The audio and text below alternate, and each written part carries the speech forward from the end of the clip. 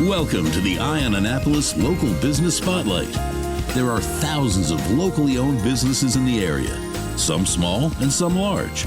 Some you may know and others you don't.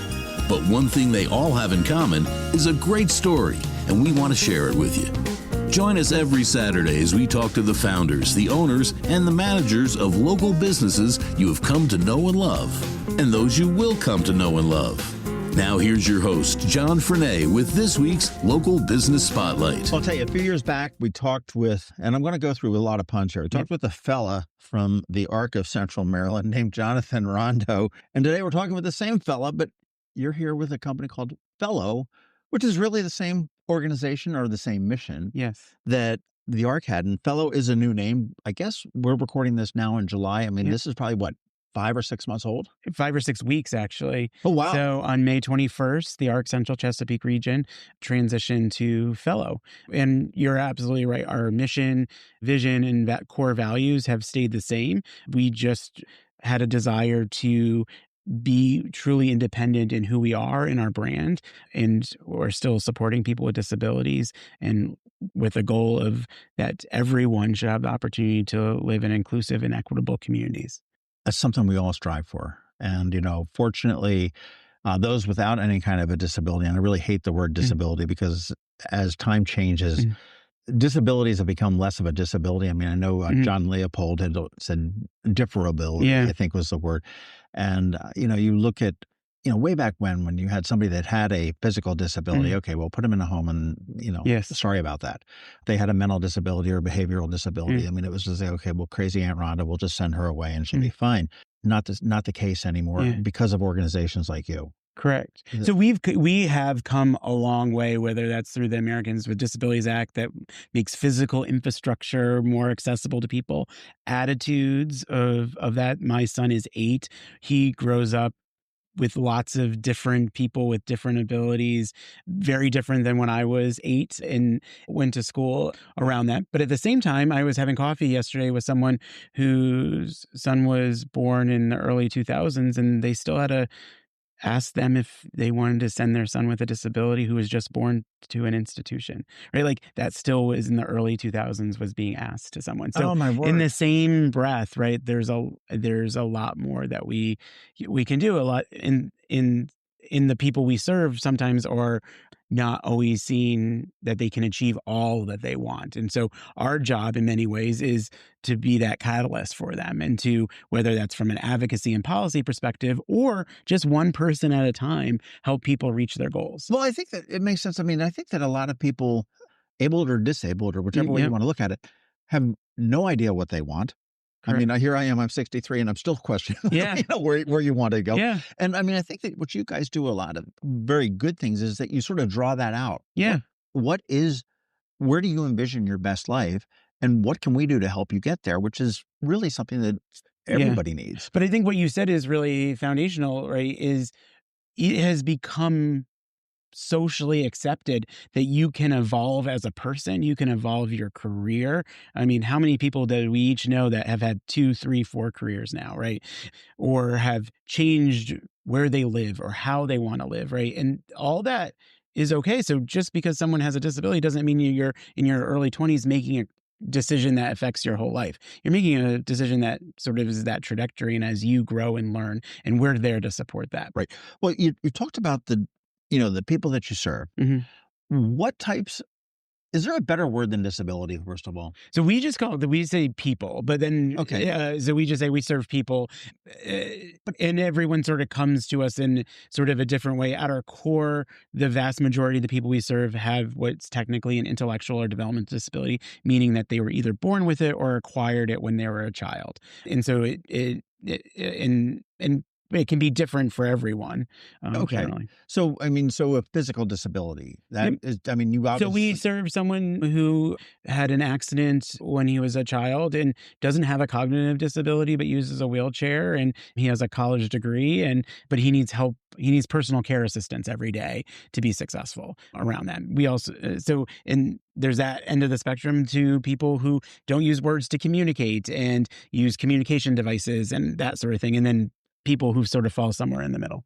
You know, it's so funny when you sit there and you say, I've got a good friend of mine who's daughter, is on the spectrum, has and the school said, "Hey, let's put him in National Honor Society." Yep.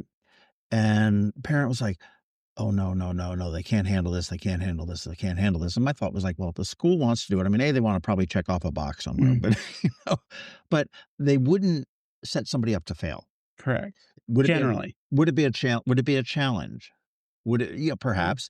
And they put the child in and absolutely thrived with it. Yeah. And it was such a surprise to the parents going, wow, okay. Because they got used to this. The parents, as the society, if you will, got used to like, okay, well, we want to protect. we want to do everything for this. Yeah. Okay. As a parent of 3 kids, I mean, I've always said that I have no problem letting you fall. I would be at the concrete at the bottom to catch you and break that fall. I'm not going to guarantee that the underwear doesn't need to be changed afterwards, but you need to learn that lesson. You need to get in there and find out what your capabilities are. And, the folks that I've been involved with that are differently abled, I mean, they've just got so much capabilities if they're just sort of allowed to run free. Yeah. So I think that's core, right? Is making sure and setting up environments where sort of the same sort of large open opportunities that kids without disabilities have are there. But I think a lot of times what the story you described, parents who have children with disabilities, from the time that child's born, everything's a fight. No one wants to provide the support that they need, right? And then you're afraid that support isn't going to be there when they need it. And so there's real reasons and fears around that. And so in one way to that story, right, we've come a long way where he can be fully included. In other ways, we still have a ways to go in sort of making sure that everyone has that opportunity and that everyone has the support to be successful. Well, I know with Fello, and again, the website is Fello, FELLO.org. I know with you, I mean, a big part of what you do is advocacy. And, certainly when we talk with parents and stuff like that, I mean, and life in general, I mean, you are your own best advocate. And your parents are your own best advocate. And don't ever think for a moment that you don't need to advocate for yourself. Yeah. So, when you've got an organization such as Fello that's able to advocate, I mean, that's huge. And I think we talk a lot about that there's advocacy sort of big A, which is making supporting public policy change that better includes people with disabilities and provides them resources. But there's a little advocacy with the A where you're working one-on-one with people and families around what barriers are they experiencing and how do we help you get over those barriers? And so in our Children, Youth, and Their Families program, we have a family navigator who works with anyone who reaches out to us, again, through our website, and just is having struggle, whether that's within schools, whether that's accessing something, or they don't know where to turn, that family navigator will provide resources for them and do warm handoffs to what they may need. Well, what types of services does Fello provide? I mean, I know that support, I guess. I mean, I noticed that on your website that there's a sort of a separate arm called Fello Communities, which is residential housing. I mean, I guess you assist with employment. Yeah, so we focus our work in sort of 4 core areas. One is services that we are providing directly to people with disabilities and their families. So where our direct support professionals are helping people live, work, and connect with their communities how they want. And so we're helping people live independently in their home, sometimes providing 24 hours a day support, or sometimes it's just drop-in supports. We're helping people get jobs, that sort of thing in that particular area. We also, for 19 years, have been helping people with disabilities who don't want to get services like that, but want to hire their own staff, self-direct their own lives. And we provide all the back office support. So we support 3,200 people across Maryland to self-direct their lives. They hire their own staff, and we provide the finance, payroll, HR, back office supports for them to be able to do that. Oh, wow. And then we, in 2020, launched behavioral health because we were seeing, particularly in Anne Arundel County in the Eastern Shore, where people with disabilities, particularly people with intellectual and developmental disabilities, they also have a mental health diagnosis. There was nowhere to get therapy and see a therapist. And so today we have 3 clinics, one here in Linthicum, one in Severn, and one in Easton, where we're providing mental health counseling to people who have intellectual and developmental disabilities. That's so huge. I mean, the whole mental health, I mean, I know that Luminous and, they've in their Denims and Diamonds, which they just resurrected again this year, was focused on the mental health issue. And Yep. that's just something that, historically has been ignored. Yes. And it's just such a key component Yeah. of it. And I mean, everyone's so embarrassed by the whole mental health thing. I mean, you break an arm and you go to a doctor and you get it fixed. I mean, if something's broken in your head, you need to go to a doctor and try to get it fixed. And sometimes it's just about processing things, right? Like it's not getting support, mental health support doesn't necessarily mean that you're broken or there's something wrong with you, even though oftentimes society makes you feel that way, right? But sometimes you just need someone to help you organize your thoughts and help think it through that. But so our clinicians are specially trained to work with people who both have a mental health issue but also have a disability. And then our fourth area that you alluded to is Fello communities, where 15 years ago we launched a subsidiary where we are providing quality affordable housing to all. So the premise is that we wanted to make sure that there was housing for people with disabilities, but we didn't want to just create disability housing because then that's not inclusive, right? People should not just be living with people like themselves. Right. And so we create mixed use housing that includes market rate, affordable housing, and housing that is accessible. And so we've grown from having a handful of units in 2017 to over 100 today, and we have about almost 200 in the pipeline. That's happening. We have projects in Anne Arundel County and on the Eastern Shore. So when you say about community housing like that, I mean, and you said market rate and everything else. So if I were looking, and are they apartments? Or? So they're range from, we have some single family, but a lot of duplexes, triplexes.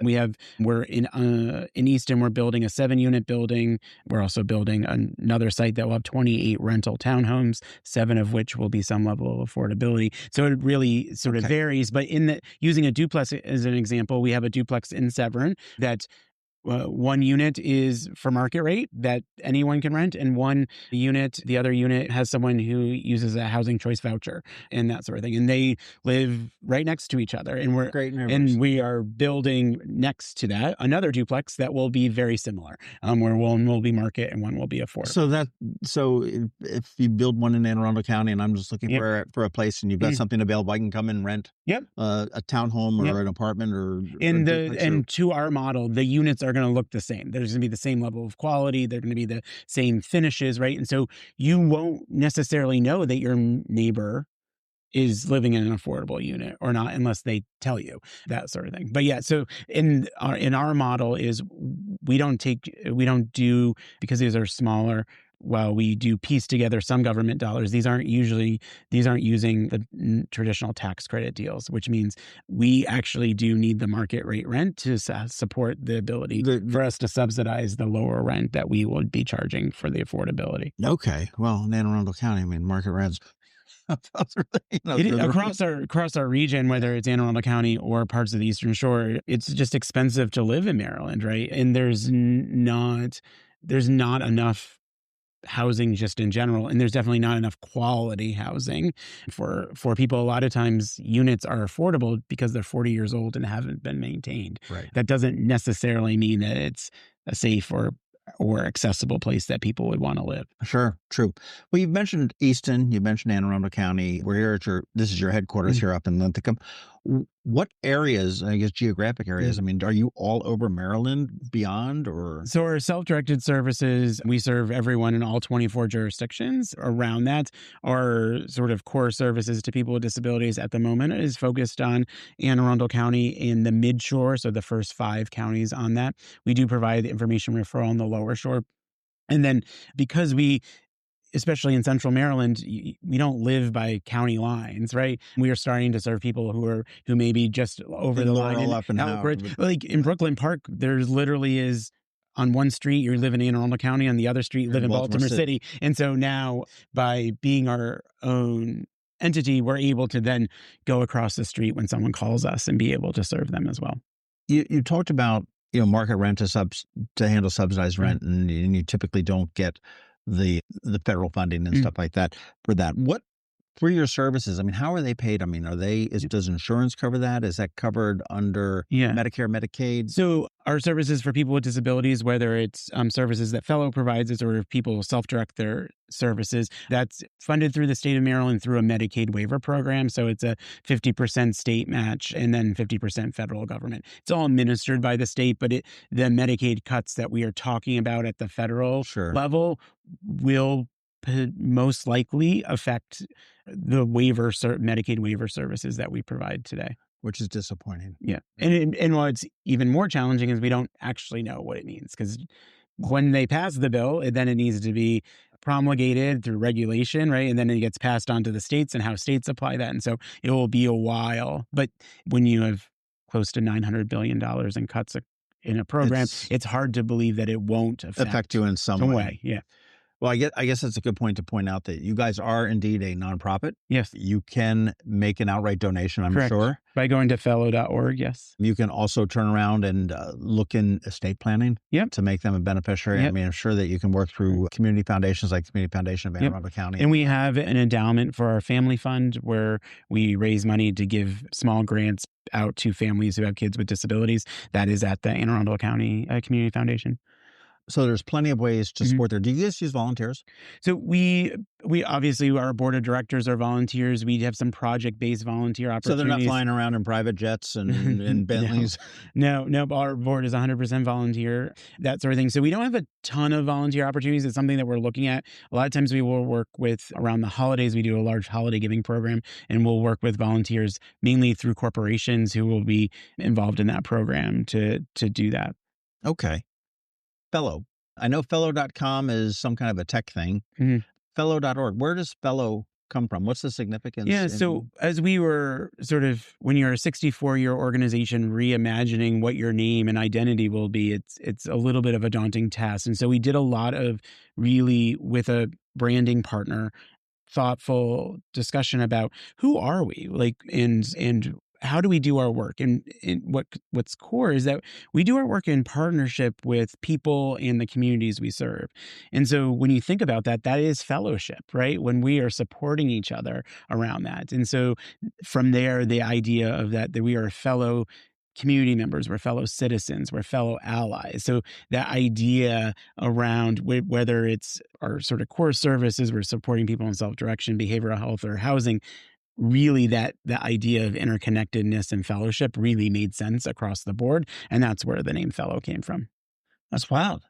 Fellow with a W period and fellowship merged together and abbreviated out there. Yep. Well done. Thank you. Well done. I mean, you mentioned 64 years.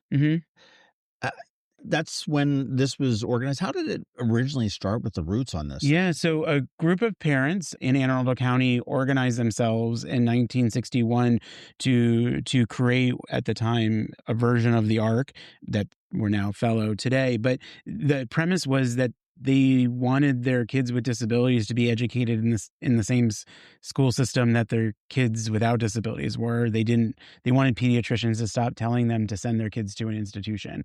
And so it really focused on advocacy. And for the first 10 or 15 years of our existence, that's what our core focus was. And then in the early 70s, housing was the first program that they started. And we still own that property, our first property, which is now a duplex in Linthicum, which was just renovated a couple of years ago.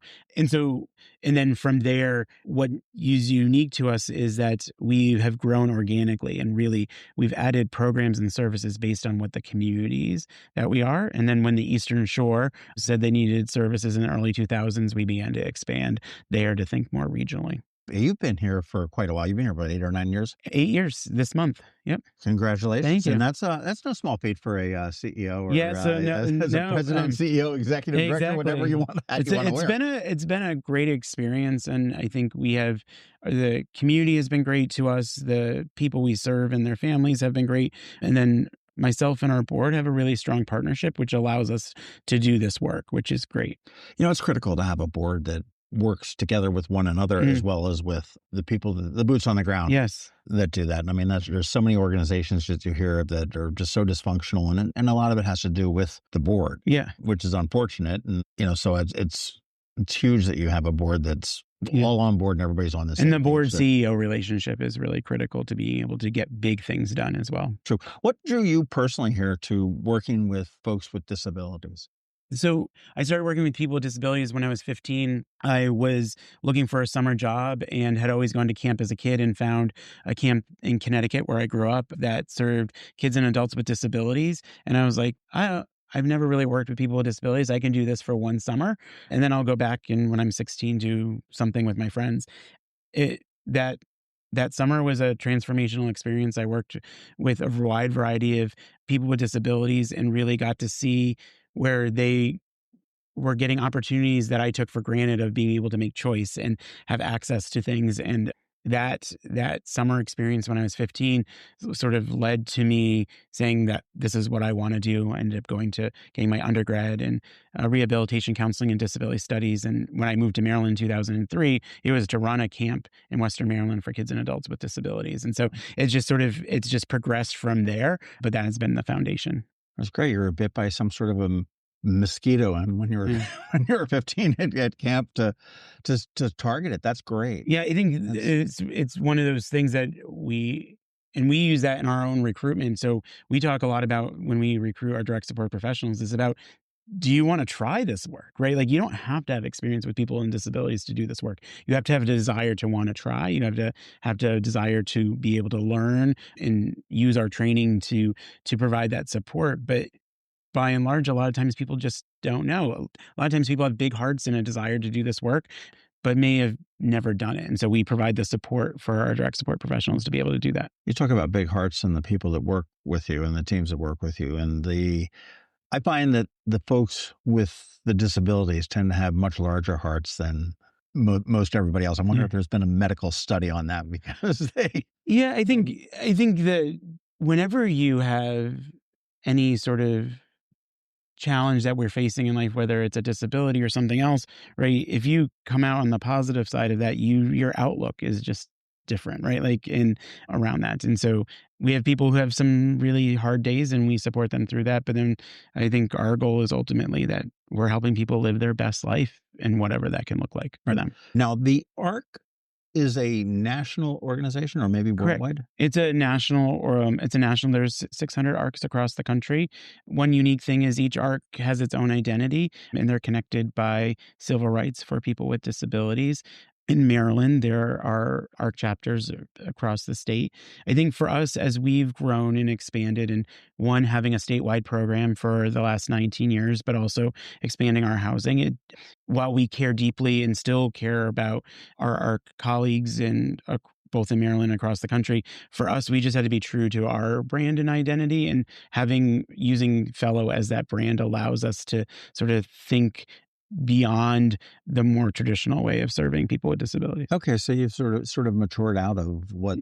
Yeah, it had a great value, is a great organizing structure around that. And there's no value judgment in our transition. It is really about, just sometimes it's an opportunity for us to look different and to be tied to what makes sense for us. This question's sort of been bugging me from even back when we spoke several years ago, and you don't have to answer it if you don't want to, but the ARC, the association, doesn't actually mean anything. So, but it did. At one point when it was appropriate to use what the R word is. But I think over the last 30 years, we've realized and society's realized that many people with disabilities and their allies and families find the use of that word insulting and inappropriate. And so the ARC made a decision when they rebranded that the name was important, which is why they lowercase the R and the C. It was no longer an acronym. And really started talking about services across the arc of people's lives. And so I think just sort of, we were talking earlier in this conversation, right? How do we talk about disabilities? And right, there's a whole evolution around that. There are some people, and within the disability space, different people with disabilities feel differently. Some people want to own their disability and want you to not use person first language. Other people do. Some people don't want to use the word. And I think where we come from is we want to help people navigate on however they want to approach it. And that's, if we look at people as people first, doesn't really matter in the end of the day. You have probably one of the more demanding jobs in the state. Mm-hmm. You, as well as everybody on down the line to the fresh hire that just, is undergoing training today or whatever it may be. When you wake up in the morning, I mean, what makes you skip to work here in Linthicum? What keeps you going? So I'm not always coming into this office, but I think what excites me every morning is sort of the opportunities that we are helping, supporting, and creating for people we serve, for the communities we serve, and doing that in partnership. And I think while we've grown a lot, we're still just scratching the surface, and so there's still more to do, and that's what gets me excited every day. How large is the need for services like you? So I think the need is strong, right? People are born with disabilities every day. Every year we take transitioning youth who have graduated high school and now are looking for adult services. But so that will always be constant. But I think more and more we're seeing, particularly in our information referral or people being able to navigate the systems, whether it's the children's system or the adult system, that's where I think the need has grown exponentially, right? We've gotten more complicated. The systems have gotten more complicated, and the internet is almost too overwhelming for people, right? Because it's sort of you can look at 3 websites and they all tell you something different. And so that's what we try to focus on, is how do we help you break that down, whether that's through our family navigator or support staff who are working with families every day or people with disabilities to sort of navigate that. Yeah, I can't imagine. I mean, just, a lot of government paperwork has just got to be unbearable. I mean, it's unbearable to do my taxes much Yeah, and if you qualify for services, you have to be reassessed every year and fill out that paperwork every year to be able to continue to get your services and have them funded by government, and that's daunting. And then there's processes for that, and if your services change, you have to go. There's a process for that, and so we do all we can to make that as sort of painless as possible and support that. And for us, that starts with our admissions process. We're one of the few organizations that if you're interested in our services, it starts with a conversation. We don't fill out any paperwork. We just want to talk with you, because we often find when people fill out the paperwork, it's what they think they want or what they think how they should fill it out, opposed to just having a conversation, and we can go deeper into that. And you may say one thing, but what we think that is something different, and we can just do that. And once we get to a point where it says, yes, what you're looking for, we can provide, then we'll start with the paperwork. But there's no need to start with that first and foremost. I love that. I mean, at this point, I mean, you're looking to be an instrumental part of my life. And starts with as a relationship. And I've got to be comfortable with you. I've got to be able to come up and say, hey, Jonathan, man, what the heck's happening here? Yeah. And you've got to be able to come back and say, hey, John, this is why we're doing it. That makes so much sense to me. Yeah. And why do I want to start with everything that's wrong with you? I want to start with what are your goals? What do you want? What do you want your services to look like? And then I want us to be able to share with you what our philosophies are and how we approach those things. And if we don't agree at that higher level, it doesn't make sense to waste the paper to fill out the application. And if we do, then we can go down those paths and work with you and support you through that. Now, there are several different organizations, and Fello McRae and Melwood come to mind that are in the same ecosystem here. What separates Fello from the other ones, or is there not a whole lot of separation? So I think every organization has a different approach to services or how they support people and families.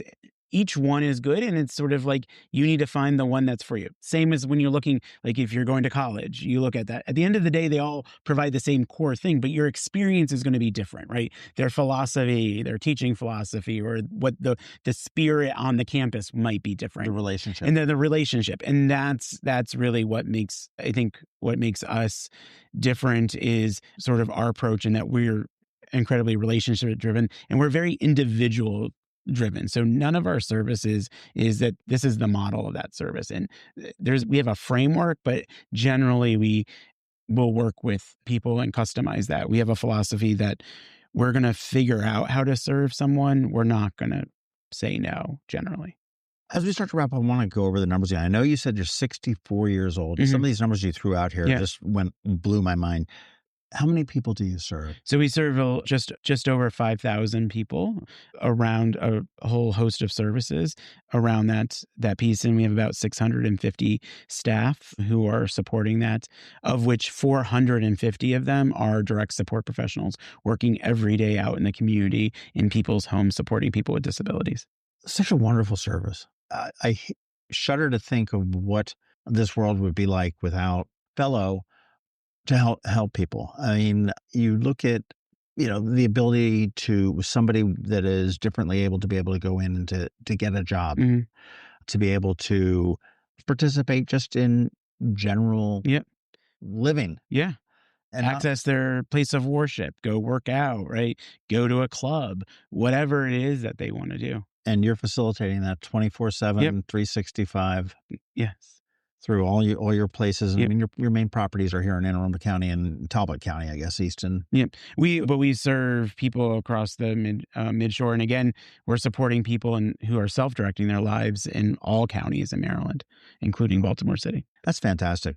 Well, I'll tell you, as we do wrap up, I do need to remind everybody that Fello is a nonprofit. And I mean, if you are looking to figure out some estate planning or looking to figure out, I know we're not toward the end of the year yet, but you're looking to throw You can some give any cash time of the year. throw some cash at the end of the year anytime. Fello.org, and that's FELLO.org. And if you know of somebody that needs services, come up to Fello and start a conversation. That's where Yeah. it starts, with a relationship. It doesn't start with I don't think you can go onto the website and look, but fill out an application and If you go to contact us. Fello.org/admissions, there's you put in your name, some basic information, and our admissions facilitator will reach out to you. And then that sets the conversation up. Absolutely. Thank you so much for inviting me up to your office today. More importantly, I want to thank you for everything that you and your 650 staff are doing for residents of Maryland that need the assistance. And I mean, there's so many people that are fortunate enough to not need this. So it's just all that much more important that for our neighbors that are in need of any kind of assistance, that there's organizations like yours out here to do it. And I appreciate everything and all the efforts that you bring to Maryland and Anne Arundel County and the Midshore. Well, I appreciate that. Thank you very much. Thanks for listening to this week's Local Business Spotlight. Please make sure to visit eyeonannapolis.net for all your local news, events, and opinion. And in case you haven't already, please subscribe to the Eye on Annapolis Daily News Brief, where we bring you all the day's local news direct to your phone, tablet, or computer in about 10 minutes. It comes to you at 6 a.m. every Monday through Friday, and you can subscribe on Apple Podcasts, Google Podcasts, or wherever you get your podcasts.